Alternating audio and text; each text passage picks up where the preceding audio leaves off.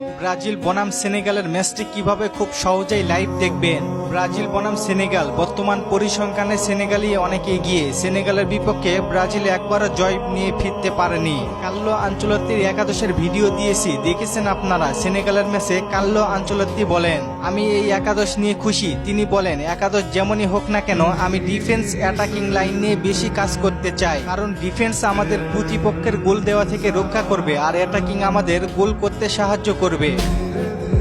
এবং আমি ব্রাজিলকে উচ্চ মাত্রায় নিয়ে যেতে চাই, যেই ব্রাজিল সবসময় টপে থাকবে। সেই ব্রাজিলকে দেখলেই যেন ভয়ে কেঁপে উঠে প্রতিপক্ষ। যেমনটা আমি রিয়াল মাদ্রিদের টিমকে তৈরি করেছিলাম, তেমনই একটা শক্তিশালী দল তৈরি করতে চাই ব্রাজিলকে নিয়ে। বর্তমানে ব্রাজিল দলের দিকে তাকালে দেখতে পারবেন কতটা পরিবর্তন হয়েছে ব্রাজিল দল। ডিফেন্স সলিড রেখে অ্যাটাকিংয়ে বেশ পরিবর্তন এনেছেন কার্লো আনচেলত্তি। দলে অন্যরকম একটা ভারসাম্য নিয়ে এসেছেন, যা ব্রাজিল কোচেরা আনতে পারেনি। ইতিমধ্যেই সিবিএফ 2030 সাল পর্যন্ত চুক্তি নবায়ন করার জন্য কার্লো আনচেলত্তিকে অফার করেছে। খুব শীঘ্রই অফিসিয়ালি ঘোষণা আসবে। সেনেগালের ম্যাচে হাউসফুল থাকবে আর্সেনালের home ground Emirates stadium gallery. 61,000 ধারণ ক্ষমতা স্টেডিয়াম, সব টিকিট বিক্রি হয়ে গেছে।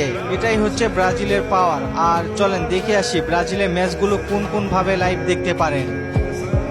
ব্রাজিল বনাম সেনেগালের ম্যাচটি লাইভ দেখতে হলে কিছু অ্যাপস লাগবে, যেমন ইয়াসিন টিভি, ইয়াল্লা live TV, football TV HD, পুরা লাইভ। এছাড়া ফেসবুক বা ইউটিউব থেকে সরাসরি লাইভ দেখতে পারেন। খেলা দেখতে কোনো সমস্যা হইলে জানাতে পারেন, আমি সমাধান করার চেষ্টা করব। আর চলেন আপনাদের কমেন্টগুলো দেখে আসি। এক ভাই প্রশ্ন করেছেন, ব্রাজিলের 10 নম্বর হিসেবে কে থাকবে? ভাই রদ্রিগো গোয়েস। অয়ন ভাই প্রশ্ন করেছেন, আগামী বছর জুন মাসে বিশ্বকাপের কিছুদিন আগে নরওয়ের বিপক্ষে কি একটি ম্যাচ খেলবে ব্রাজিল? ব্রাজিলের অফিসিয়ালি ফেসবুক পেজে দেখলাম। না ভাই, এমন কোনো খবর পাইনি আমরা।